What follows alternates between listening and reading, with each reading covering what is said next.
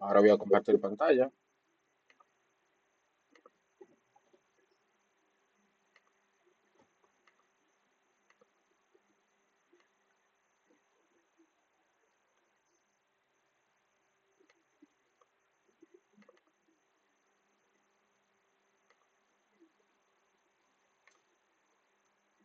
Bien, ahora sí. Buenas tardes a todos. Mi nombre es Ramón Eduardo Zorrilla y seré su facilitador de parte de Infotep para el curso o acción formativa Servicios Auxiliares en Ciberseguridad. Vale, permiso a la dama que intenta entrar. Soy licenciado en informática, tengo una maestría en ciberseguridad, tengo otra maestría en comercio electrónico, soy docente universitario, facilitador de Infotep, obviamente. Soy autor del primer libro de ciberseguridad de la República Dominicana, titulado Ciberseguridad sin destinatario. También, como no todo es técnico, escribí un libro de poesías que se llama Versos a la Verdad. Soy consultor de ciberseguridad, soy podcaster, tengo un podcast con el mismo nombre del libro, sobre ciberseguridad, obviamente, y soy speaker internacional de ciberseguridad. Entonces, ya me acabo de presentar. Ahora yo quiero que cada uno de ustedes se vaya presentando. Me dicen su nombre y por qué servicios auxiliares en ciberseguridad. Levantando la mano.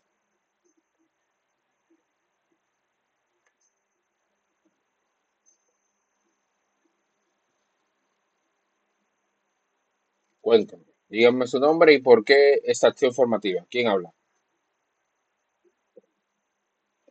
Cuéntamelo, señor Jorge.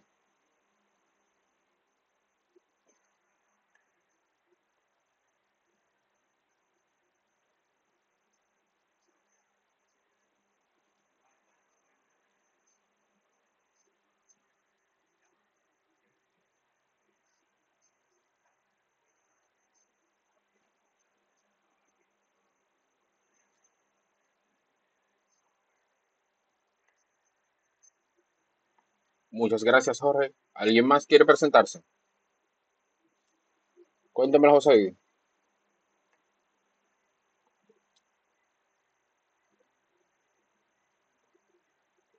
Cuénteme, José.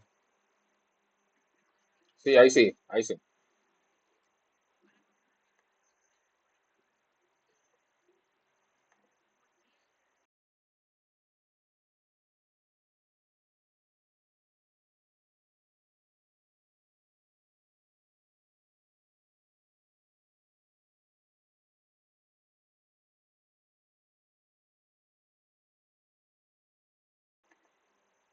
Perfecto, muchas gracias, José.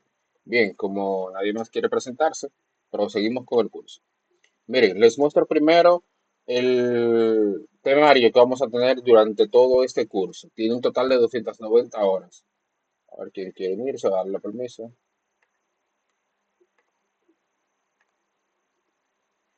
Aquí les muestro el temario. Tenemos el primer módulo en el que estamos ahora, que se titula Electrónica Básica Digital. Ese es un tipo de módulo básico, durará 60 horas. Luego tenemos el segundo módulo, que se titula Tecnología de la Información. Es un módulo técnico y durará 80 horas. Luego pasamos al tercer módulo, Aspectos Básicos de Networking. Es un módulo técnico y tiene 70 horas. El último módulo es Fundamentos de Ciberseguridad. Es un módulo técnico también y durará 80 horas, para el total de 290 horas. No se me, eh, no se me sientan mal en el caso de que ven aquí por el nombre de los módulos que solamente el último tiene el nombre de ciberseguridad y ustedes vinieron específicamente a estudiar ciberseguridad. Durante los tres módulos posteriores, anteriores al Fundamentos de Ciberseguridad, estaremos realizando algunas prácticas sobre ciberseguridad y haciendo aclaraciones sobre temas de ciberseguridad en sentido general. Así que sí, estaremos trabajando con temas de ciberseguridad en sentido general durante todo el curso o acción formativa, aunque solamente el último lleva por nombre ciberseguridad. Pero no sé, pero estaremos trabajando con ciberseguridad en sentido general durante todos los módulos. Entonces, dicho esto, comenzamos aquí. Los beneficios de la cualificación Servicios Auxiliares en Ciberseguridad. Bueno, los beneficios principales de esta acción formativa, Servicios Auxiliares en Ciberseguridad, son lo siguiente. Nosotros pasamos, luego del famoso I2K en el 2000, 31 de diciembre de 1999, pasamos al 1 de enero del 2000. Nosotros entendimos en sentido general, desde el punto de vista organizacional, que la digitalización era el futuro. Ya hoy en día estamos en la digitalización. En ese sentido, necesitábamos algo que nos permitiera controlar los malhechores que pudieran existir o cambiar desde el mundo físico al mundo digital para hacerse con nuestros datos, en sentido general. Entonces, por eso, entender cómo funciona desde el punto de vista de la seguridad y securizar datos digitalmente, los datos interconectados en específico, o sea, los datos que van desde una computadora local, ya sea en tu empresa o organización o en tu casa, hacia un servidor externo, ya sea en la misma provincia o en otro país, básicamente. Entonces, esa conexión que se establece, ese túnel que se establece entre esos dos puentes, ya sea tú de forma local y el externo o el remoto, necesitamos eh, poder protegerlos en sentido general. Entonces, por eso existe la ciberseguridad y por eso es importante este curso básico sobre servicios auxiliares en ciberseguridad, porque les abrirá la mente a quien no entiende cómo funciona la ciberseguridad, que entiendo que la mayoría de los que están aquí, por no decir todos, tienen conocimiento sobre informática en sentido general. Entonces, en ese sentido, entiendo que este curso les va a ayudar a entender cómo funcionan los ciberdelincuentes y cibercriminales y saber qué políticas poder administrar de forma eficiente, porque ese es otro detalle. Se tiende mucho a la idea de que la ciberseguridad es como Helix en Missile Robots. No, no funciona así en sentido general. La ciberseguridad son más políticas y procedimientos y documentación que estar ejecutando exploits, por ejemplo. Los exploits los dejamos ya para cuando queremos actuar de forma ofensiva y queremos protegernos mientras atacamos en sentido general. Entonces, antes de proseguir, ¿alguien ha podido o tiene algún problema todavía para entrar a la plataforma? ¿Alguien ha podido entrar a la plataforma? Me refiero a infotecvirtual.com para entrar a su plataforma de Moodle para ir realizando asignaciones. Que ya yo le dejé dos foros, si la memoria no me falla. ¿Alguien tiene problemas? ¿Alguien ha podido entrar? ¿Alguien no ha podido entrar? Cuéntemelo, Víctor. Ok, vamos a ver qué pasa. Ok, perfecto. ¿Alguien ha podido entrar? Veo que ya hay dos con problemas. Cuéntanos, Bernardo.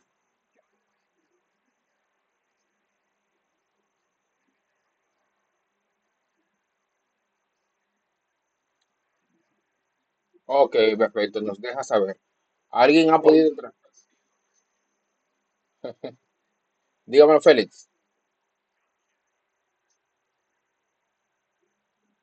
Perfecto, muchas gracias, Félix. Entonces veo que Félix ha podido entrar. Veo que tres personas me dijeron que no han podido entrar. O sea que más o menos se han ido acoplando a la plataforma. Les recuerdo, en sentido general, la plataforma es Infotec Virtual. De hecho, voy a parar de compartir para mostrárselas aquí.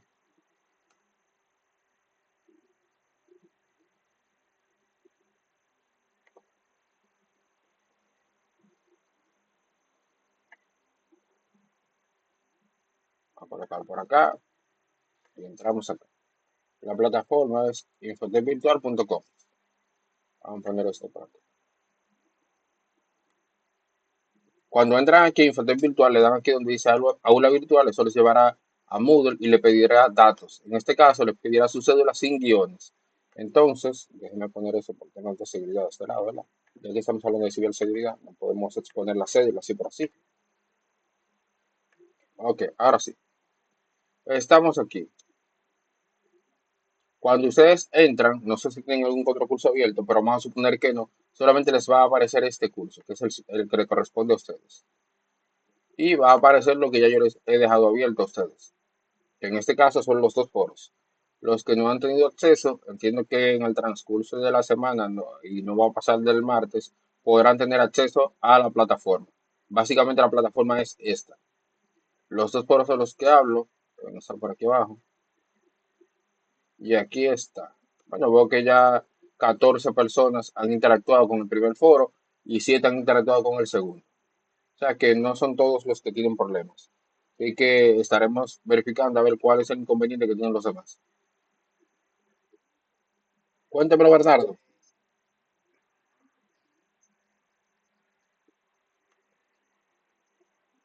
No, el usuario es su cédula sin guiones.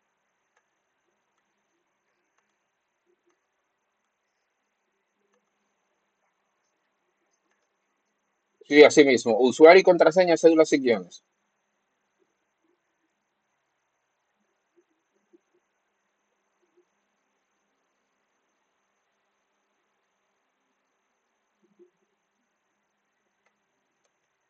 Vamos a compartir. ¿Me dejas saber si le funciona, Bernardo?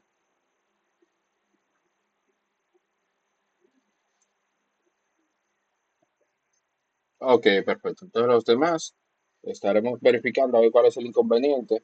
Favor escribirme, hagan un listado y mándenmelo al grupo de WhatsApp para yo tener pendiente cuáles son los que en total, en sentido general, no han podido ingresar a la plataforma por H por R, para notificarlo y ver qué podemos hacer en ese detalle. Bien, aquí tenemos la competencia general de la cualificación. Aquí comentamos que al finalizar la cualificación, la persona participante, es decir, ustedes, estarán en la capacidad de brindar soporte, gestionando prácticas, aplicaciones seguras e implementando soluciones en el desarrollo y seguridad de programas para identificar posibles amenazas en infraestructuras tecnológicas bajo supervisión con cierto grado de autonomía. Entonces, comenzamos. La estrategia que vamos a utilizar es centrada en el participante y tendremos aquí aprendizaje activo y centrado en ustedes, en los participantes, actividades individuales, actividades en comunidad dinámica y colaborativas, en sentido general. O sea que vamos a ir trabajando ese tipo de estrategia durante todo el transcurso de la acción formativa Servicios Auxiliares en Ciberseguridad. Dígamelo, Rafael.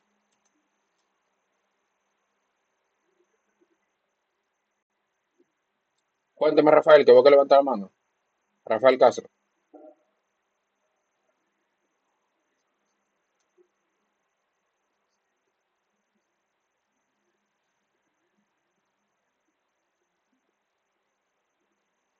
Ok, perfecto.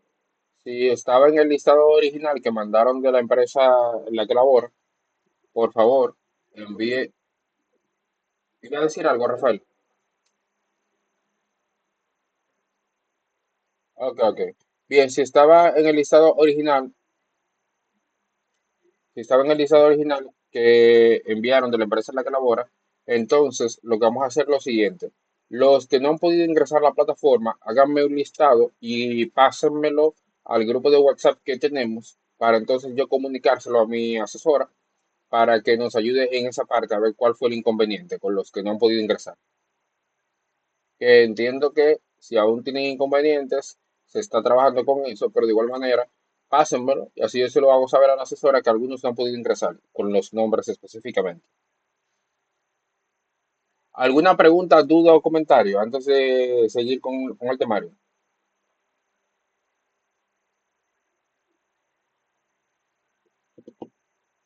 Parece que no. Entonces seguimos.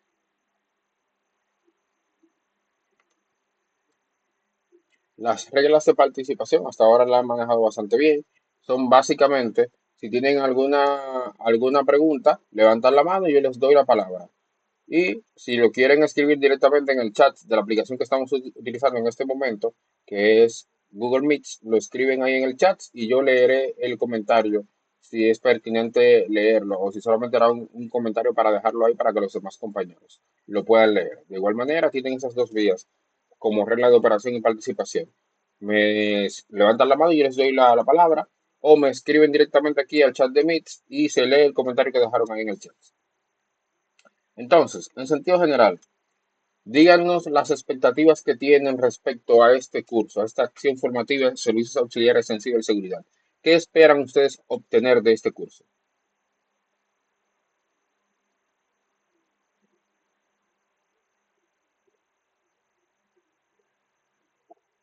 Cuéntamelo, Samuel.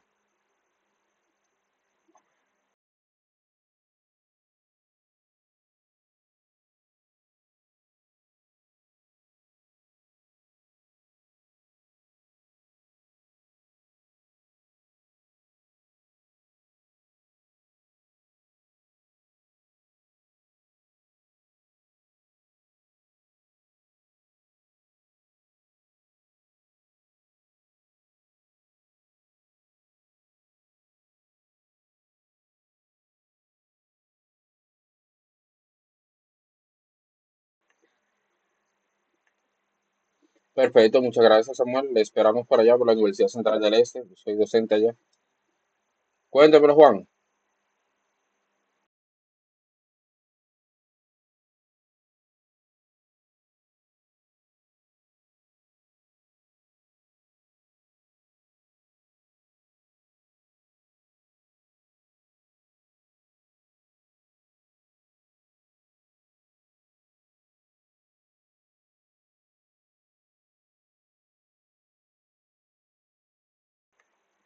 Perfecto, perfecto, Juan, perfecto, Samuel. Miren, un detalle interesante aquí es que, como les comentaba al principio, la ciberseguridad no se trata mucho de generar scripts automatizados para empezar a bombardear, tirar, eh, a bombardear exploits a ciberdelincuentes y demás. Son más temas de políticas. De hecho, lo que pasa regularmente en las empresas y organizaciones son temas de políticas de seguridad mal aplicadas. Por ejemplo, hay una persona X que tiene privilegios que no debería tener y de repente le llegó un correo tipo phishing, obviamente acompañado de su amigo fiel, ingeniería social, y le dio clic. ¿Qué pasa? Que como tenía los privilegios inadecuados, esa persona, ese usuario, cuando le dio clic a ese phishing, eso infectó a toda la organización. Eso es lo que pasa regularmente. Y de hecho, es tan cotidiano que la mayoría de ciberataques que ocurren no sean a través de exploits, que todavía sigue siendo el ataque más utilizado, el phishing. Parece algo contradictorio después de ver a los amigos del séptimo arte expresarnos y mostrarnos cómo funcionan el tema de los exploits y el estar escribiendo comandos específicos para explotar alguna clase de vulnerabilidad y demás. No, no, no. Es un tema mucho de políticas, de saber aplicarlas correctamente. Por ahí tenemos los firewalls, sin importar que sea Palo Alto o Fortinet, por ejemplo, o los ASA de Cisco, sin importar que sea alguno de ellos, son políticas lo que se implementan en los firewalls. Al firewall tú no le dices, mira, toma esta arma, son exploits. Cuando tú veas algún ciberdelincuente que intente entrar, dispáralo. Así no funcionan los firewalls. Los firewalls funcionan con políticas. En ese sentido, tenemos que tener claro cuáles son nuestras métricas políticas para aplicarlas como mejores prácticas de la empresa donde laboramos. Básicamente es eso. Y estar capacitando cotidianamente al personal de línea y ojo, al personal de línea que utiliza algún dispositivo dentro de la red de la empresa. Por ejemplo, eh, el personal de limpieza, por decir algo. El personal de limpieza que de repente la ama de llaves necesita tener una tablet por H o por R. Bueno, a ella que va a tener una tablet y va a utilizar la red de la empresa para realizar sus actividades cotidianas, tenemos que capacitarlas, no para que se conviertan en expertas en ciberseguridad, no, sino para que sepan afrontar un phishing y sepan identificarlos de forma correcta y eficiente para evitar de que ellas se conviertan en un vector de ataque para la empresa. Porque es eso, la mayoría de ataques que se reciben en la empresa no son exploits, son phishing que llegan a través de correos electrónicos. Y tenemos que aprender a identificarlos y desaprender a decirle a la persona, mira, no des clic de manera aleatoria. Y si es posible también generar firmas electrónicas dentro de la empresa. Así el correo que no llegue con una firma electrónica X pase a la carpeta de spam de manera automática. Así de simple. Seguimos entonces. Conocimientos previos que ustedes tengan sobre ciberseguridad en sentido general. ¿Algún conocimiento previo que tengan?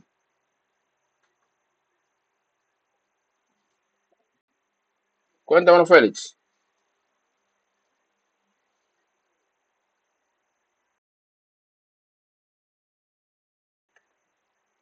No le escuchamos, Félix. Ahora el micrófono.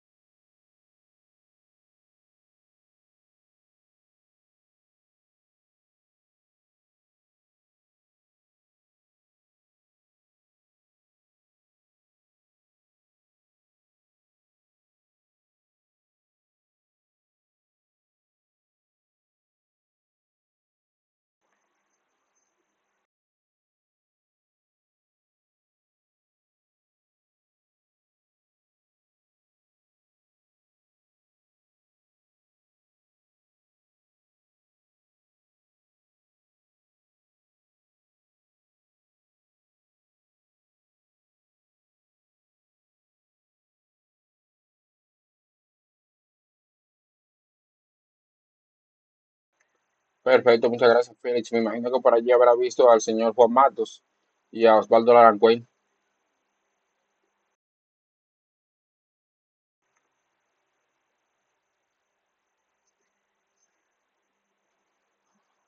Sí, pero Osvaldo sí. Ok, ok. Sí, sí, claro, por favor. Les conozco de la Internet Society.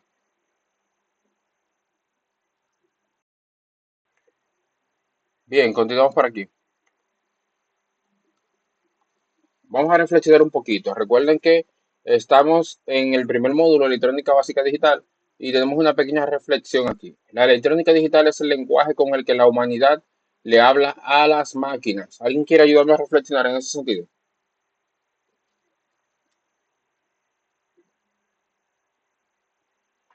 ¿Quién me ayuda a reflexionar? Tenemos aquí la electrónica digital es el lenguaje con el que la humanidad le habla a las máquinas. Y lo escribió mi autor favorito, Anónimo.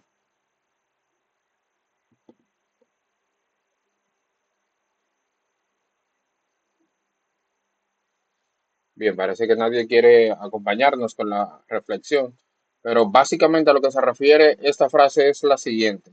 Nosotros entendemos que las máquinas hablan el lenguaje natural y no es así, nunca ha sido así. Eh, Gracias a mujeres, de hecho, como Grace Hopper y Margaret Hamilton y otras más, nosotros hoy podemos hablar el lenguaje natural con las máquinas. Ojo, no es que le estamos hablando de forma directa, hay un intérprete. En el caso de las computadoras, utilizamos la shell como intérprete y la shell entonces traduce el lenguaje natural al lenguaje binario para que el procesador procese la solicitud que nosotros tenemos en calidad de usuarios y nos devuelva entonces un resultado viable. Entonces, por eso se refiere aquí a esta frase de que la electrónica digital es el lenguaje con el que la humanidad le habla a las máquinas. Básicamente así es como hablan las máquinas y utilizamos la electrónica digital para que nos sirva como interlocutor con las máquinas en sentido general. El módulo uno es este, electrónica básica digital, y la competencia final del módulo es que ustedes estarán en la capacidad de probar dispositivos electrónicos, identificando el sistema bajo supervisión con cierto grado de autonomía. La primera unidad, magnitudes eléctricas. Sí, yo sé que es un algo contradictorio. Si estamos hablando de ciberseguridad, ¿por qué hablamos de magnitudes eléctricas? Todo tiene un porqué. De hecho, no habría ciberseguridad sin los elementos eléctricos y electrónicos. Entonces, en ese sentido, si vamos a eh, estar en la capacidad de proteger nuestra organización, tenemos que estar en la capacidad de entender cuando se nos habla de magnitudes eléctricas y de elementos electrónicos. Recuerden que por ahí hay especialidades en ciberseguridad industrial. La ciberseguridad industrial básicamente habla directamente con microcontroladores, sensores y demás, entre otras cositas. Y para eso necesitamos saber magnitudes eléctricas y saber hablar sobre elementos electrónicos.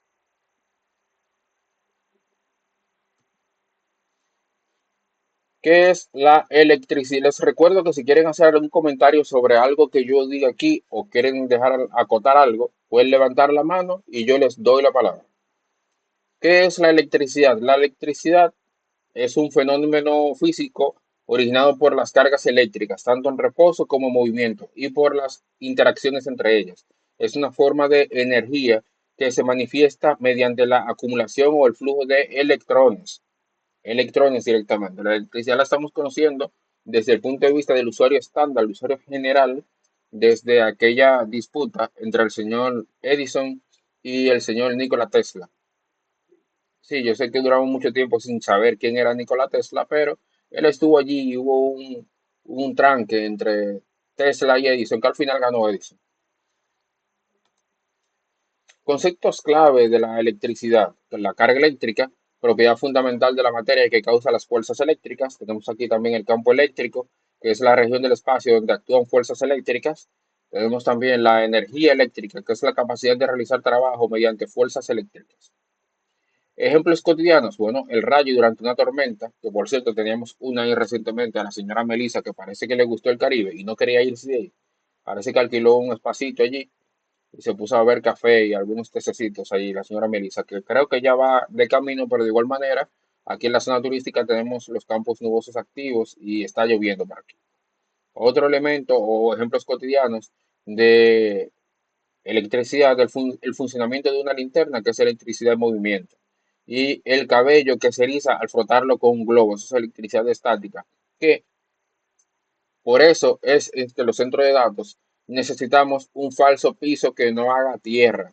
¿Para qué? Para que la electricidad estática que nosotros generamos, los usuarios del centro de datos, con la fricción y demás, y el aire acondicionado, obviamente, entonces se disipe por ahí básicamente y que no choque, no haga tierra para que cuando topemos algún elemento del centro de datos no nos descarguemos en ese servidor o en ese rack, ese gabinete en específico.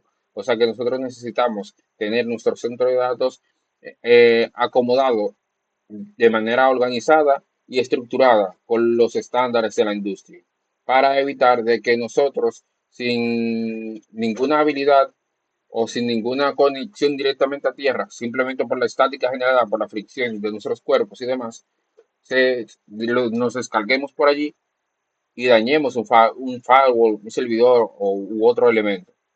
O sea que tenemos que saber que la electricidad estática, aunque no la veamos y no podamos decir, déjame conectar este radio a la electricidad estática, no podamos hacer eso, está allí y necesitamos tener conciencia sobre eso.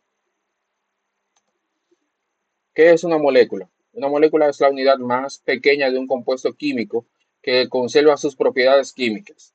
Está formada por dos o más átomos unidos mediante enlaces químicos. Básicamente es eso una molécula. Entonces, los tipos de enlaces en las moléculas. Tenemos el enlace covalente, que son los átomos que comparten electrones y forman moléculas eléctricamente neutras. Aquí tenemos un ejemplo del enlace covalente, H2O. Un ejemplo de esto es dos átomos de hidrógeno comparten electrones con un átomo de oxígeno. Básicamente eso significa la fórmula de H2O, que eso es agua, dos átomos de hidrógeno y uno de oxígeno. Y ese es un enlace covalente.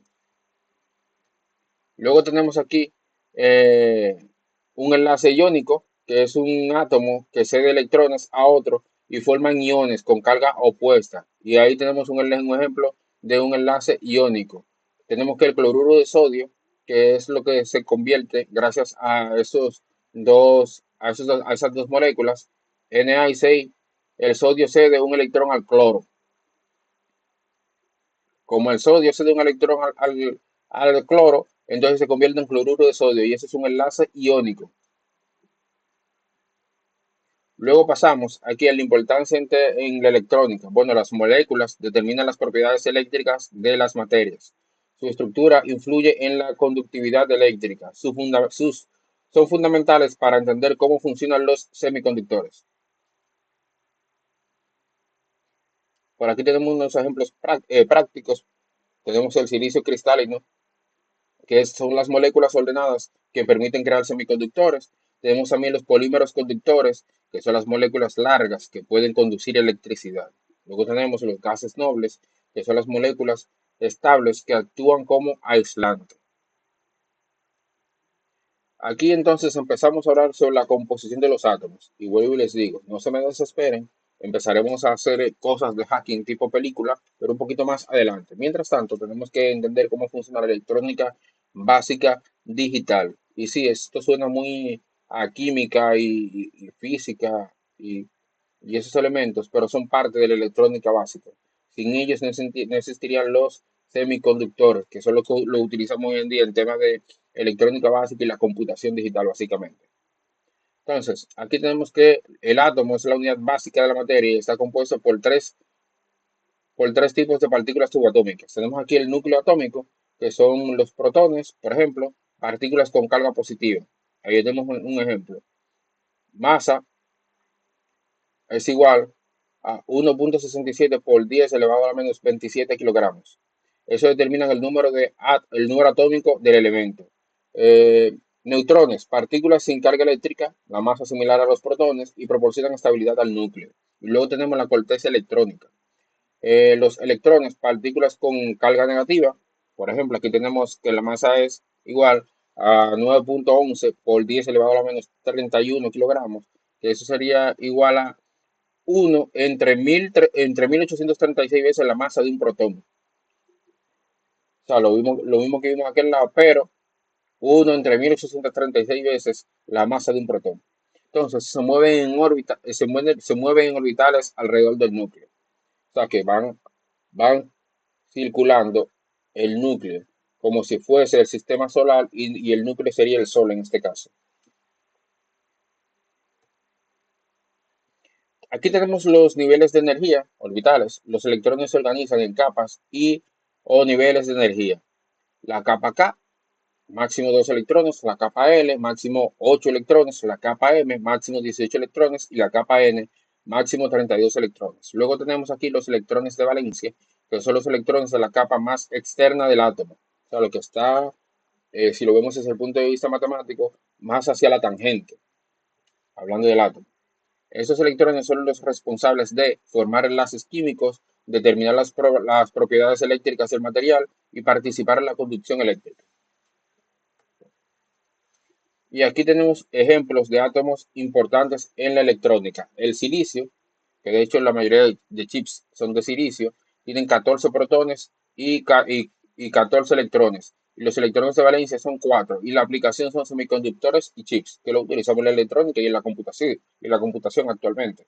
Luego tenemos el cobre, que tiene 29 protones y 29 electrones y tiene un electrón de valencia y se aplican en cables y conductores, que por cierto, gracias a Dios, que ya se dejaron de utilizar la transmisión de Internet, por ejemplo. Primero porque tenía un muy alto costo en el tema del mantenimiento y se iba reduciendo la velocidad que se recibía a través del cobre. Con la fibra no pasa eso. Si se daña, se dañó y tú no recibes nada. Y punto. O sea, hay que ir a cambiarla. Y luego tenemos el carbono, que tiene 6 protones, 6 electrones y tiene 4 electrones de valencia. Se utiliza más para resistencias y grafeno. Materiales eléctricos. Tenemos aquí los conductores, que son materiales que permiten el flujo fácil de corriente eléctrica debido a que poseen electrones libres que se pueden mover con facilidad. Entonces, las características principales son la resistencia muy baja, que son menores de 10 elevado a la 6 ohmios por metro, y luego tenemos abundantes electrones libres y conducción por electrones móviles. Un ejemplo y aplicaciones, por ejemplo, cobre, que tenemos aquí cables eléctricos, circuitos impresos, y tienen una resistencia de 1.7 por 10 elevado a la menos 8 ohmios por metro. Ventajas: alta conductividad, maleable y resistencia a la corrosión. Luego tenemos al aluminio, que son las líneas de transmisión eléctrica más ligera que el cobre y tienen un menor costo. La plata, que son contactos de alta calidad, mejor conductor, pero más costoso. Y tenemos por otro lado el oro, que son los conectores de precisión, no se oxida, ideal para contactos críticos. Un detalle importante, anteriormente los motherboards, esas líneas que parecían de color oro, en efecto eran oro. Oro en mínima cantidad, pero tenían oro, porque el oro es muy conductivo en sentido general. Por eso tenían lo de la placa madre oro. Entonces, ¿por qué conducen? Ya que estamos hablando de materiales eléctricos, ¿por qué conducen? Bueno, eso es simple. En los metales, los electrones de valencia forman una nube de electrones que se mueven libremente entre los átomos, creando un mar de electrones que permiten la conducción. Por eso conducen. Entonces, hablando de semiconductores, estos son los materiales cuya conductividad eléctrica está entre las de los conductores y los aislantes y pueden controlarse mediante la adición de impureza, o sea, el dopaje, o cambios de temperatura. Sí, sí, también utilizan asteroides los semiconductores en este caso. Por eso habla de el tema de la impureza o dopaje. Los semiconductores, la resistividad moderada, eso es 10 elevado a la menos 3 a 10 elevado a 9 ohmios por metro. La conductividad variable según condición, se va a depender siempre, y base de la electrónica moderna. Sí, se utiliza mucho, de hecho eso es lo que vemos cotidianamente, semiconductores. Luego tenemos los con semiconductores intrínsecos, los puros. El silicio es el elemento más utilizado, es la estructura cristalina perfecta, 4 electrones de valencia, y forma enlaces covalentes con 4 átomos vecinos. Y el germanio, Es usado en aplicaciones especiales similar al silicio, pero con mayor sensibilidad. Aquí tenemos los semiconductores intrínsecos. Tenemos aquí que el silicio es el elemento más utilizado. Estructura cristalina perfecta, cuatro electrones de valencia. Eso forma enlaces covalentes con cuatro átomos vecinos y el germanio usado en aplicaciones especiales similar al silicio, pero con mayor sensibilidad. Aquí entonces tenemos semiconductores extrínsecos, los dopados, los que utilizan esteroides. Tipo N, negativo. El dopaje con elementos de 5 electrones de valencia, el fósforo y el arsénico, por ejemplo. Electrones libres adicionales, conducción principalmente por electrones. Y aquí tenemos un semiconductores intrínsecos y extrínsecos, de un lado y del otro. Esa imagen que se ve ahí abajo. Tipo P, que son los positivos, dopaje con elementos de 3 electrones de valencia, boro y galio, creación de huecos, ausencia de electrones y conducción principalmente por huecos. Entonces, la aplicación, tenemos los diodos, la unión de P y N, de lo positivo y lo negativo, que permite corriente en una sola dirección. Los transistores, los dispositivos de amplificación y conmutación, circuitos integrados como chips y semiconductores, células solares para la conversión de luz en electricidad y los LEDs, la conversión de electricidad en luz. Y aquí tenemos entonces como materiales eléctricos varios, los capacitores, los resistores, los inductores, los diodos, los microchips y los transistores. Todo eso los utilizamos hoy en día en la electrónica y por obvias razones en la computación. ¿Por qué? Porque la computación en sentido general está compuesta por electrónica. Todos hablamos mucho de que la computación, si la computación no existiera en el mundo como lo conocemos hoy en día, pero realmente sin la electrónica no existiera el mundo como lo conociéramos hoy en día, porque si la electrónica no existiera, la computación en sentido general. Aquí pasamos a los aislantes, los dieléctricos. Son los materiales que no permiten el flujo de corriente eléctrica bajo condiciones normales, debido a que sus electrones están fuertemente unidos a los átomos. Características, bueno, tenemos la resistencia muy alta, los electrones fuertemente ligados, evitan fuga de corriente. Por aquí tenemos ejemplos y aplicaciones como aislantes sólidos, el vidrio, la cerámica, plásticos, PVC y polietileno, la mica y el papel, por ejemplo. Y tenemos aislantes líquidos, por ejemplo, el aceite mineral y el aceite de silicona. Por eso es que ustedes ven a veces también que para el tema de enfriamiento líquido, en algunos casos, en cuanto a computación, lo que hacen es que inundan los gabinetes en algún aislante líquido para evitar obviamente la conductividad y podamos encender de manera eficiente toda la computación que inundamos. Eso pasa con regularidad. Cuando decidimos que ya lo más barato es inundarlo, es básicamente eh, ponerlo dentro de algún aislante líquido para evitar, primero para mantener cierto grado de temperatura por la cantidad de computación que procesemos en ese momento, y segundo para que no conduzca electricidad, básicamente, ese aislante líquido. Los aislantes gaseosos, tenemos el aire y luego tenemos el hexafluoruro de azufre. Tenemos las propiedades importantes que es la rigidez dieléctrica y constantes dieléctricas. Tenemos también el factor de pérdida, que es la energía disipada como calor. Bien, aquí vamos a hacer una pequeña pausa, vamos a darle para atrás. ¿Tienen alguna preguntita hasta ahora? No quiero que se vayan a aburrir. Les dije del principio que tenemos que completar el entendimiento de la electrónica básica digital con esos elementos químicos que son parte de la electrónica básica digital y de la electrónica en sentido general. Entonces, no quiero que se me vayan a aburrir, así que quiero ver si alguno me ayuda a interactuar. Díganme, para que no se me vayan a aburrir. ¿Cómo se sienten hasta ahora?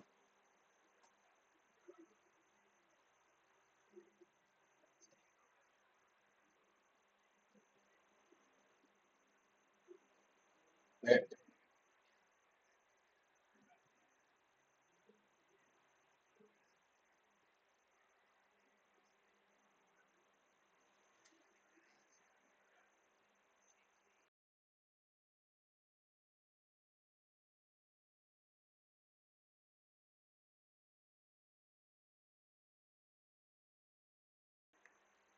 Perfecto, gracias Bernardo. Así que veo que no se me han dormido todavía, o sea que están ahí todavía. La tensión eléctrica. Un detalle, por cierto, yo les estaré compartiendo la grabación del encuentro, luego de subirla, la estaré compartiendo al grupo de WhatsApp, como la estaré compartiendo también en el Moodle. Les dejaré allí el link de la grabación y les estaré compartiendo también la presentación que estoy utilizando hoy aquí con ustedes por el grupo de WhatsApp. Seguimos aquí entonces. Tensión eléctrica. La tensión eléctrica, el voltaje, coloquialmente conocido, ¿verdad? Es la diferencia de potencial eléctrico entre dos puntos, que representa la fuerza que impulsa a los electrones a moverse a través de un conductor. Entonces, las definiciones clave, tenemos aquí la potencia, el potencial eléctrico, que es la energía potencial por unidad de carga. Tenemos aquí la diferencia de potencial que trabaja el trabajo necesario para mover una carga entre dos puntos. Y tenemos aquí las unidades, el voltio, que es igual a Julio entre Coulomb. La analogía hidráulica, que es la tensión es como la presión del agua en una tubería. Por ejemplo, mientras mayor presión es igual a mayor flujo de agua. Mayor tensión es igual a mayor flujo de electrones. Luego tenemos aquí tipos de tensión. La tensión continua, direct current, y las características: polaridad constante, magnitud constante y flujo unidireccional. Tenemos aquí las fuentes comunes como baterías de 1.5 voltios, las AA y demás. Tenemos las pilas de zinc y carbón, las alcalinas y las de litio, que las más utilizadas hoy en día son las de litio, por el tema de que las baterías de litio son las que más se utilizan para el tema de paneles solares, las que funcionan más eficientemente en sentido general y, aunque son más costosas, son las más eficientes. Hay quienes optan por las de gelatina, pero las de litio son las ideales. Fuentes reguladas como las eliminadores y los cargadores y las células solares que hacen la conversión fotovoltaica. Luego tenemos aquí, en cuanto a tensión eléctrica, las aplicaciones, que son los dispositivos móviles como celulares y tablets. Luego tenemos la electrónica digital como computadoras y microcontroladoras, sistemas de emergencia, vehículos eléctricos. Tenemos aquí luego la tensión alterna. Sus características son polaridad variable, forma de onda sinusoidal y flujo bidireccional. En cuanto a ventajas, fácil almacenamiento en baterías, ideal para circuitos electrónicos y bajo ruido eléctrico. Parámetros importantes: el tema de la frecuencia, número de ciclos por segundo y se mide en hercios. Ejemplo, 60 Hz para América y Japón y 50 Hz para Europa y mayor parte del mundo. Por eso cuando compramos algún elemento eléctrico o electrónico, tenemos que verificar si la fuente de carga de ese elemento electrónico funciona para los dos tipos de frecuencia, porque cuando estamos utilizando 50 Hz, entonces también el voltaje sube. A menor frecuencia, mayor voltaje. Utilizamos 220 voltios, pero cuando utilizamos 60 Hz, utilizamos 110 voltios. Entonces, en ese sentido, tenemos que verificar que las fuentes de carga nos permitan esos dos parámetros importantes en cuanto a frecuencia y en cuanto a voltaje. Porque de repente estamos aquí en América o en Japón, pero nos tenemos que mover hacia Europa, por ejemplo, y no podemos estar comprando un cargador nuevo cada vez que nos movemos de sitio. En ese sentido, tenemos que, tenemos que tener eso en cuenta y tomarlo en cuenta. Entonces, volvemos aquí. Periodo, que es el tiempo de un ciclo completo. Los valores característicos, por ejemplo, el tipo de valor pico, que es el valor máximo, el RMS entre eficaz, que es el valor efectivo, y el pico pico, que es entre extremos, básicamente. Un ejemplo en cuanto a voltaje: cuando estamos en pico es 169.7 voltios, cuando estamos en RMS entre eficaz son 120 voltios, y cuando tenemos un pico pico son 339.4 voltios. Aquí volvemos al tema de la tensión eléctrica en cuanto a fuentes comunes. La red eléctrica doméstica, 220 voltios y 60 Hz, México, Estados Unidos, Canadá, como les acabo de comentar. 220 voltios y 50 Hz para Europa. Los generadores hidroeléctricas, térmicos, eólicos. Los transformadores, elevadores y reductores de tensión. Inversores, conversión DC a AC, la corriente directa y corriente alterna. Y aplicaciones: distribución de energía eléctrica, motores industriales, electrodomésticos, sistemas de iluminación. Ventajas: fácil transformación de niveles de tensión, transmisión eficiente a largas distancias y generación directa en centrales de electricidad. de redes eléctricas. Entonces, aquí vemos las diferentes formas de ondas periódicas más comunes. Tenemos la senoidal, perdón, la cuadrada, la triangular, la de dientes de sierra y la de escaleras.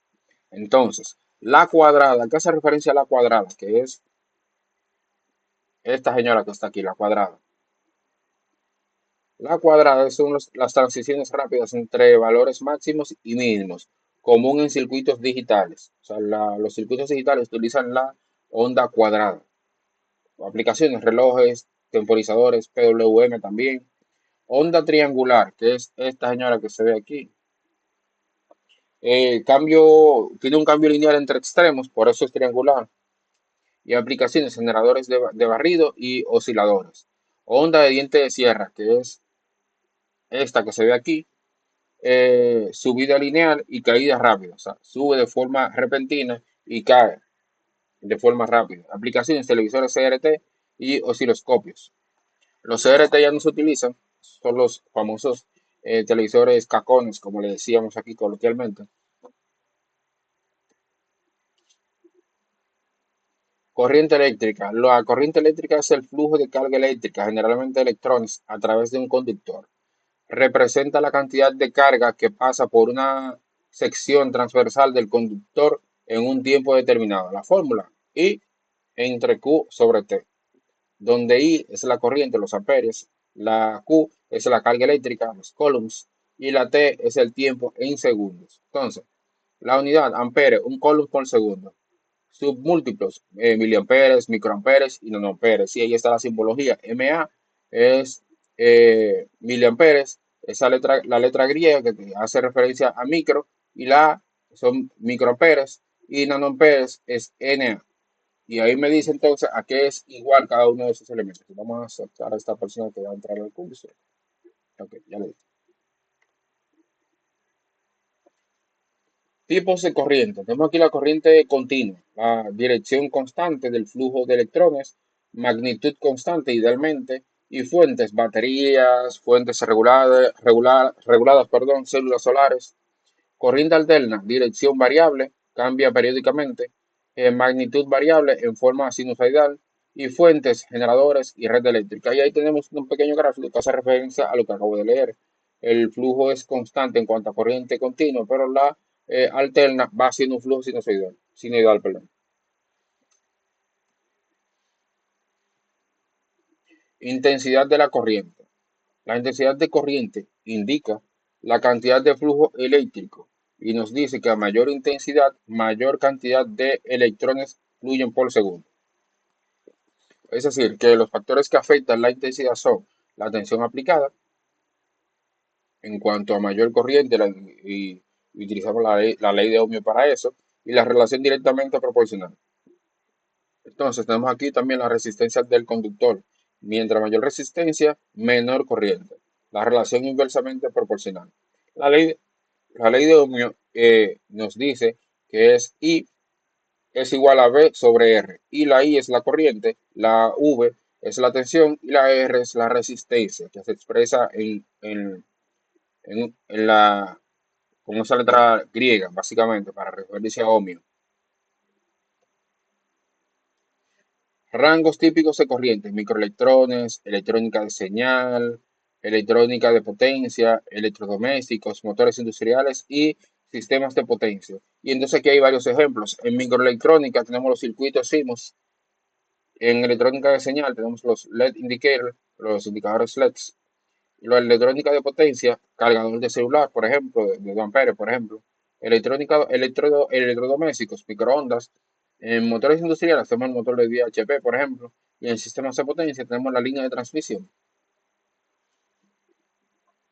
Luego tenemos aquí las relaciones fundamentales, la ley de Ohmio, que nos dice que es B es igual a I por R. Ya dijimos anteriormente que la I es corriente y la R resistencia. Entonces, esta ley fundamentalmente relaciona las tres magnitudes eléctricas básicas y es esencial para el análisis de circuitos. La ley de potencia nos dice que la P es igual a V por I igual a I al cuadrado por R y es igual a V al cuadrado entre R. La potencia eléctrica representa la rapidez con que se consume o genera energía eléctrica. Las leyes de Kirchhoff nos dice que la ley de corriente es la suma algebraica de corrientes en un nodo es cero. Y la ley de tensión nos dice que la suma algebraica de tensiones en una malla cerrada es cero también. Luego tenemos aquí las aplicaciones prácticas en la vida cotidiana, por ejemplo, funcionamiento de electrodomésticos, sistemas de iluminación LED, carga de dispositivos móviles, sistemas de seguridad. En la electrónica digital tenemos los circuitos digitales, los microprocesadores, memorias, interfaces de comunicación. En la industria tenemos control de motores, sistemas de automatización, fuentes de alimentación, protección de equipos. Luego tenemos por aquí en los dispositivos pasivos. Son aquellos que no generan energía, por eso son pasivos. Solo lo consumen o almacenan. Su función principal es controlar, almacenar o transformar la corriente o el voltaje en un circuito. La resistencia o resistores, definición, son componentes que iluminan o regulan el paso de la corriente eléctrica. La unidad se mide en ohmios y ejemplo cotidiano de eso, una resistencia en una lámpara LED evita que reciba demasiada corriente y se queme. Sin resistencia, todos los días se estaría quemando algo en la casa. Tipos fijas, variables como potenciómetros, dependientes de la luz LDR y dependientes de la temperatura NTC o PTC. Símbolo, una línea zigzagueante. En Europa una cajita rectangular. Cuando se refiere a símbolos se refiere a los diagramas eléctricos y electrónicos. Bobinas o los inductores. Definición: son alambres enrollados en espiral que almacenan energía en forma de campo magnético cuando circula corriente. Se mide en Henry y su uso: filtros de señales, transformadores de voltaje, motores y electroimanes. Ejemplo: la bobina en un cargador inalámbrico genera un campo magnético para transferir energía. Símbolo: una espiral. Cada vez que veamos una espiral en un diagrama eléctrico o electrónico, nos estamos refiriendo a bobina. Capacitores. Son dispositivos básicamente que almacenan energía en forma de campo eléctrico entre dos placas conductoras separadas por un material aislante, los dieléctricos, y se mide en faradio. Usos: filtrar picos de voltaje, mantener energía temporal, como por ejemplo un flash de una cámara. Eso, los que utilizan cámaras fotográficas se habrán dado cuenta de que por qué que no se quema este flash. De hecho, los flash tienen vida útil, son como la obsolescencia programada en cuanto a la capacidad de flashear posible, pero flashean gracias a los capacitores. También tenemos aquí que en circuitos de radio y TV para sintonizar frecuencias. Ejemplo: un capacitor en la fuente de poder de un televisor mantiene la corriente estable. Símbolo: dos placas paralelas. Los dispositivos activos, hablábamos hace un momento sobre los pasivos. Los dispositivos activos sí pueden controlar el flujo de corriente e incluso amplificar señales o generar energía a partir de una fuente externa. Los diodos son básicamente componentes que permiten el paso de corriente en un solo sentido. Tipos: diodo rectificador, son los que convierten alterna en continua en cuanto a energía eléctrica, ¿verdad? Y los LED, que emiten luz. Los diodos Zener, que estabilizan voltaje. Un ejemplo de todo esto es el cargador del celular, tiene diodos que convierten la corriente alterna de la red en corriente continua. El símbolo: un triángulo apuntando a una línea. Los transistores son interruptores o amplificadores electrónicos y controlan corriente pequeña para manejar corriente más grande. Los tipos: los BJT, que son bipolares, y los MOSFETs. Usos: amplificadores de sonido, interruptores en computadoras. Ejemplo: en un amplificador de audio, el transistor toma una señal débil, como la voz, en un micrófono y la hace más fuerte. Por eso es que las bocinas o transistores y las bocinas en sentido general, los amplificadores, hacen que nuestra voz se amplifique. Y ya sabemos, gracias a esto que les acabo de mostrar aquí, esto es posible gracias a los transistores. Ejemplo, un símbolo de esto son varias varía según tipo, por ejemplo, un NPM, PNP o MOSFETs. Todo va a depender del tipo, se va a representar con el símbolo. Pero ya sabemos que se amplifica la voz cuando utilizamos un micrófono en los altavoces gracias a los transistores. Circuitos integrados, IC Integrated Circuits, son chips que concentran miles o millones de componentes electrónicos, resistencias, transistores, diodos, en un solo encapsulado. Usos: microprocesadores, que es el cerebro de la computadora, amplificadores operacionales, las memorias también. Ejemplo, el chip de un celular controla la cámara, pantalla y comunicación. Símbolo: un rectángulo con varias patitas. O sea que básicamente eso que nosotros vemos como circuito integrado son el cerebro de los dispositivos electrónicos, que son los que permiten que nosotros interactuemos con esa electrónica conjunta.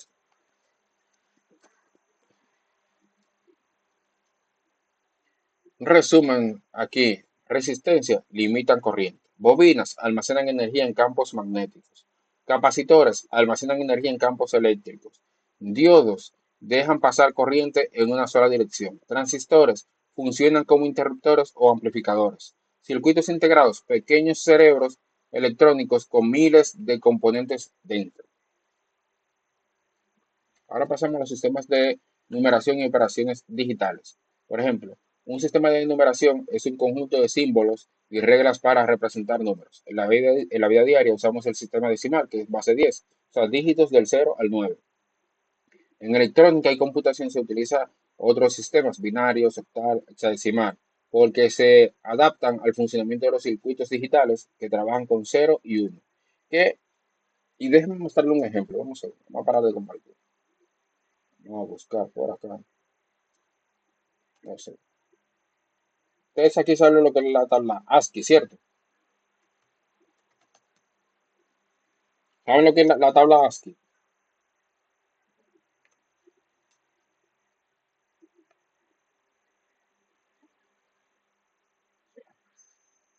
Perfecto. Y saben lo que, lo que son los binarios. En ese sentido, yo entiendo que esto va a ser una práctica interesante, que yo entiendo que se lo saben ustedes de memoria. Aquí tenemos la tabla ASCII.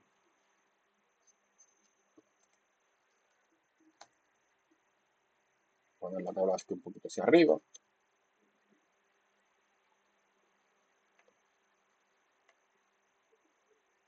Aquí tenemos de este lado. Voy a aumentar un poquito los números, ¿no? Ahí está más o menos aumentado. Vamos a ponerlo aquí.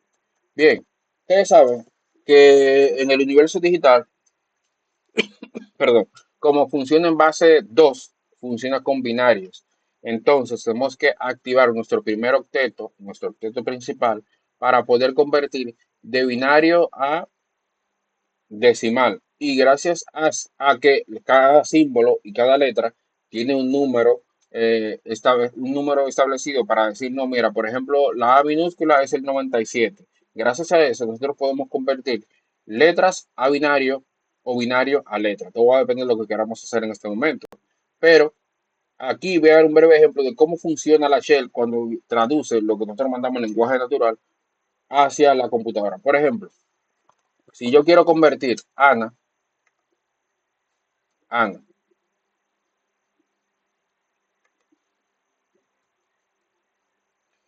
en binario, por ejemplo, yo digo que Ana es igual a 97, la N minúscula es el 110 y luego tenemos 97. Entonces, si vamos a trabajar con el primer octeto, nosotros tenemos que identificar lo siguiente. Sería 128, 64, 32, 16, 8, 4, 2 y 1. Y aquí tenemos 8 números. 1, 2, 3, 4, 5, 6, 7 y 8. Y si se fijan, están potenciados a 2 porque estamos utilizando el sistema binario que es en base 2. Entonces, ¿cómo yo convierto Ana a binario? De la siguiente manera. Yo digo, ok, lo que estoy buscando es el 97, que es la primera A que esté en minúscula. Un error ortográfico en cuanto a nombre, porque se supone que debería comenzar con la A mayúscula. Emma, vamos a comenzar con la A mayúscula, Pérez, para no tener error ortográfico, ¿verdad? Entonces, la A mayúscula es el 65. Sabiendo eso, ya yo sé que el 65 es 0, 1, 0, 0, pero porque solamente enciendo lo que voy a utilizar. Entonces, lo siguiente que sigue es el 110. El 110, el 128 se pasa. Luego tenemos el 64. Entonces, ¿cómo yo sé qué otro número necesito?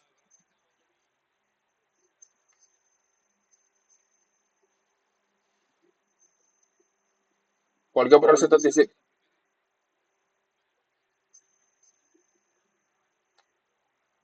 Ah, sí, sí, gracias. No, gracias por notarlo. Gracias por notarlo. El primero sería entonces 65. Gracias, gracias. Si no lo cambio, no hay forma. Ahora sí, 65. Sí, ciertamente que lo convertí a binario, pero no lo cambié el número en decimal aquí arriba, al sistema decimal. Entonces, lo siguiente que estamos buscando aquí es el 110. Entonces, ya encontré el primero, que es 64, pero todavía nos faltan unos números para llegar a 110. Entonces, si calculamos en matemática básica, nos faltan 46, lo que dice que el 32 me sirve. Y si yo digo aquí ahora, ok, menos 32, que serían 14, este no me sirve porque se pasa, este me sirve, y entonces me faltarían 6, ¿verdad? Entonces, uno, uno, cero. Y el siguiente es el 97, eso es 0, eso es uno. Y entonces, ¿cómo yo sé cuál me falta? Oh, 97 menos 64, eso es igual a 33. Eso quiere decir que aquí, este me sirve, este no, este no, este no, este no, este no, y este sí. Entonces, si todo funciona bien, como yo entiendo que va a funcionar, entonces vamos a ver ahora, a entrar a San Google, ¿verdad? Porque hoy en día se utiliza mucho el tema de la inteligencia artificial, pero vamos a utilizar a San Google para convertir de letras a binario. A ver, que por aquí hay unos conversores interesantes.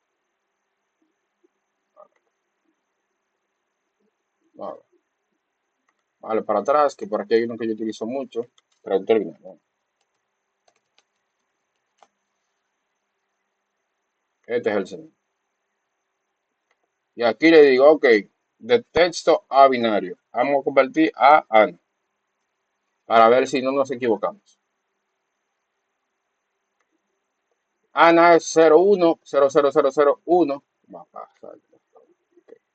Luego tenemos la N, que es 011011110. Y luego tenemos la última A, que es en minúscula 011000001.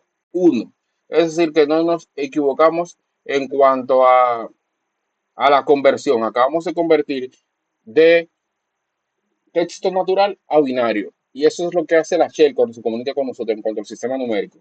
Entonces, ¿cómo validamos de que también, aparte de que ya vimos que todo está bien, vamos a verificar cómo yo sé con la calculadora de Windows estándar sin instalar más nada, que realmente esto lo hizo el cálculo bien? Vamos al 65 y aquí me muestra el binario. Según la calculadora y según el traductor binario que mostramos hace un momento, todo fluye bien y todo funciona bien. Eso básicamente es lo que hace la shell cuando se comunica, cuando nosotros mandamos el lenguaje natural información hacia el procesador para que nos devuelva una solución o un resultado en cuanto a la petición que estemos realizando. Entonces, en ese sentido, así funciona la vida computacional diaria. Volviendo a esto, vamos a amplificar por acá.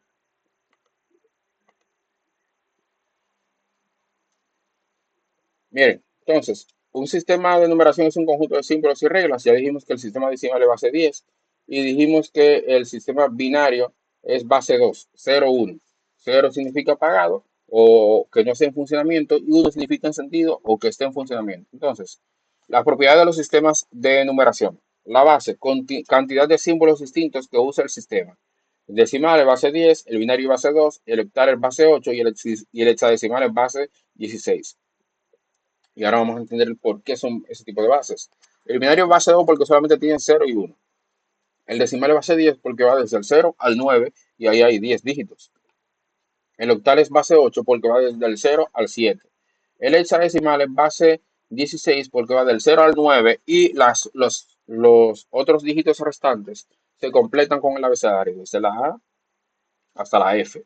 y ahí están el base 16 del hexadecimal. Entonces luego tenemos valor posicional, que es que cada cifra tiene un valor que depende de su posición y de la base. Ejemplo en decimal, 352 es igual a 3 por 12 por 10 elevado a la 2 más 5 por 10 elevado a 1 más 2 por 10 elevado a la 0. A eso es igual al 352. Luego tenemos aquí el binario, la base 2 usa solo 0 y 1. Fundamental en computación, un bit representa encendido y apagado. Por ejemplo, como 10, 0, 1, 1, base 2 es igual a 1 por 2 elevado a la 3 más 0 por 2 elevado a la 2 más 1 por 2 elevado a la 1 más 1 por 2 elevado a la 0. Y eso es igual a 11 base 10. ¿Cómo sabemos que eso es 11? Sencillo. Y verificamos. Vamos a verificarlo. Vamos a abrir otra vez este círculo por aquí.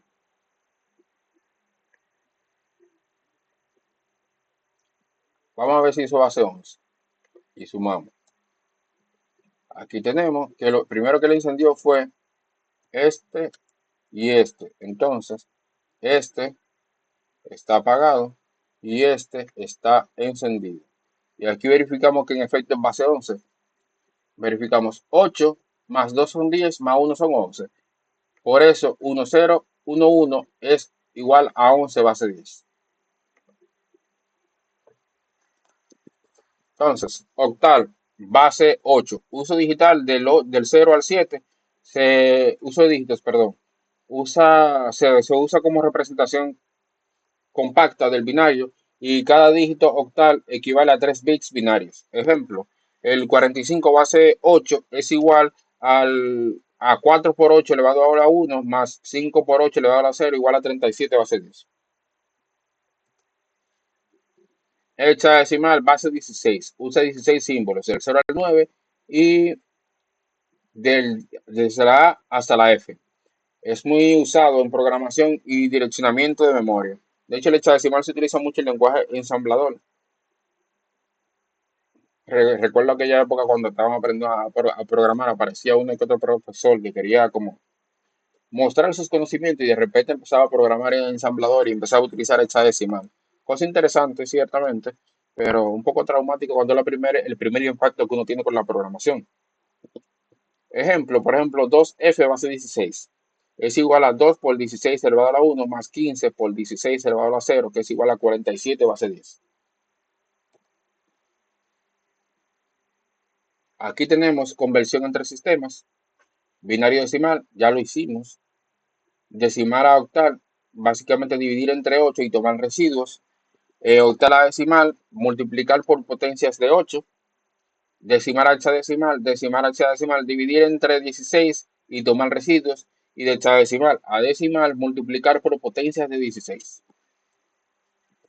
Aquí tenemos, por ejemplo, operaciones aritméticas en binario, porque sí, se suma, resta, multiplica y divide en binario. Por ejemplo, 10, perdón, 1011 más 1101 es igual a 11000. ¿Por qué? Por lo siguiente. 0 más 0 es igual a 0. 0 más 1 es igual a 1. 1 más 0 es igual a 1. Y 1 más 1 es igual a 1, 0. 0 con acarreo de 1. Entonces, la resta en binario, 0 menos 0 es igual a 0. 1 menos 0 es igual a 1. 1 menos 1 es igual a 0. Y 0 menos 1 es igual a 1. Con préstamo de la siguiente columna. Parecido a lo que hacemos mucho en el sistema base 10. La división se realiza igual que en decimal, pero aplicando restas binarias sucesivas. La multiplicación funciona como en decimal, pero solo con 0 y 1. Por ejemplo, 0 por 0 es igual a 0. 0 por 1 es igual a 0. Y 1 por 0 es igual a 0. Y 1 por 1 es igual a 1. Propiedades de las operaciones binarias. La las conmutativas, que es A más B es igual a B más A. Las asociativas, que es el resultado de A más B más C es igual a A más el resultado de B más C. Elementos neutros, que es A más 0 es igual a A. Y el elemento inverso, que en la suma todo número tiene opuesto. Ejemplo, 1 más el complemento de 1 es igual a 0 en binario. Luego tenemos aquí los semigrupos, que son un conjunto con una operación binaria que es asociativa. Un ejemplo de esto son los números naturales con la suma que con la suma forman un semigrupo. O sea, los números naturales, cuando se están sumando, cuando se está utilizando ese operador aritmético, están formando semigrupos. Las propiedades, por ejemplo, la cerradura, el resultado siempre está dentro del conjunto. Y la asociatividad. Los grupos no son más que un semigrupo en el que además existen elementos neutros y elementos inversos. Un ejemplo, los enteros con la suma, que son igual al neutro, es igual a cero, y el inverso, que es igual a números negativos. Propiedades, cerradura, asociatividad, existencia de elemento neutro y la existencia de inverso. Productos y cocientes. Un producto es la combinación de dos estructuras algebraicas para formar otra. Ejemplo, producto cartesiano de conjuntos. El cociente básicamente es la partición de una estructura en clases de equivalencia en el contexto de sistemas de numeración y álgebra. Un producto es la multiplicación de números o estructuras. Un cociente es la división o partición en clases. Por ejemplo, un módulo. En resumen, lo que acabamos de ver en el día de hoy son los sistemas de numeración que son las formas de representación numérica, solo binario, octal, decimal y hexadecimal. Las conversiones, paso de un sistema a otro. Acabamos de ver también operaciones binarias, suma, resta, multiplicación y división. Luego también explicamos por último los semigrupos, perdón, que son conjuntos más operaciones asociativas, y los grupos, que son semigrupos más elemento neutro más inversos. Entonces, en sentido general, hoy vimos muchos elementos químicos que nos ayudaron a entender, nos ayudaron a entender cómo funciona la electrónica básica digital en cuanto a la química. En sentido general, vimos muchas cosas que nos hicieron recordar esos elementos de la tabla periódica y demás, pero para entender la electrónica, su aplicabilidad a la electrónica, en sentido general y en la computación del día de hoy. Entonces, recordando siempre la, las reglas de participación. Siempre que quieran participar en los encuentros, levantan la mano, se les da la palabra o escriben directamente en el chat de la aplicación que estemos utilizando, que en este caso es Google Meet. El tema que tratamos hoy fueron magnitudes eléctricas. Los logros alcanzados fueron mide magnitudes eléctricas para manejar fenómenos eléctricos y propiedades de los átomos. También prueba dispositivos eléctricos para clasificar elementos pasivos y activos. Y clasifica los sistemas de numeración para realizar operaciones de conversión y de aritmética. Entonces, en sentido general, para la próxima semana tendremos prueba de dispositivos eléctricos en cuanto a resultado de aprendizaje y clasifica los números de numeración. Entonces, hasta aquí y hasta ahora, ¿cómo les ha ido la clase el día de hoy? ¿Les ha gustado? ¿Algo que quieran cambiar o algo así? Cuéntenme. Díganlo, Bernardo.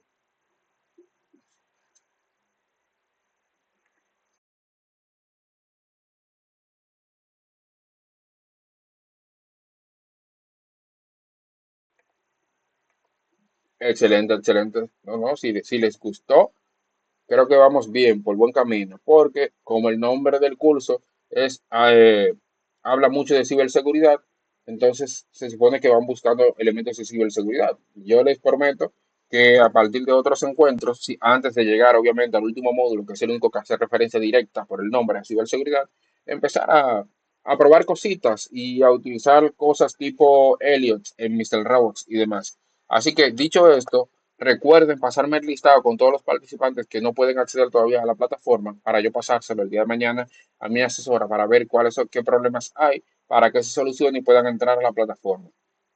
Hasta ahora solo les he habilitado dos foros para que vayan trabajando.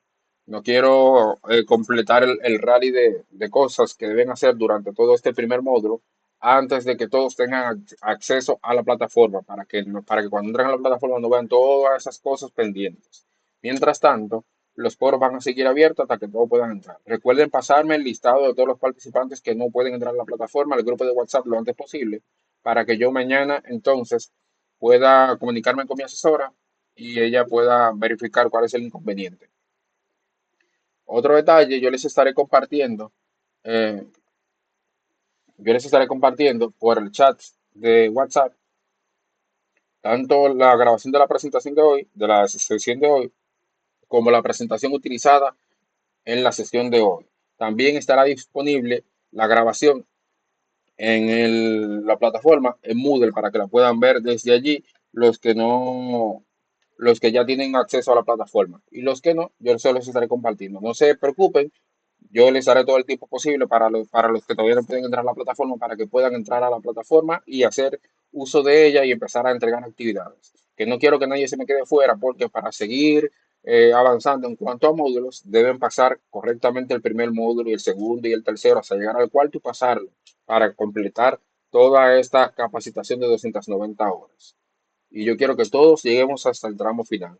Dicho esto, yo entiendo que se cumplieron las reglas de participación en cuanto a levantar la mano y darle la palabra para que puedan expresarse o escribir directamente en el chat de la aplicación que estamos utilizando, que en este caso es el chat de Google Meets. Entonces, entiendo que se cumplieron las expectativas. Ya Bernardo nos dio su parecer. Le le hicimos recordar conocimientos previos que ya él tenía. Perdón. Entonces, dicho esto, nada, a aplicar lo aprendido y si ya se lo sabían, entonces sigan practicando esas cositas para que no se les olvide, porque las van a tener que utilizar en la cotidianidad, en la ciberseguridad y hasta un próximo encuentro, hasta la próxima semana. Un detallito, si tienen alguna duda sobre algo, no duden en escribirme. Yo siempre estoy disponible y a la brevedad posible les estaré respondiendo y tratando de resolverle esa dudita. Hasta la próxima semana.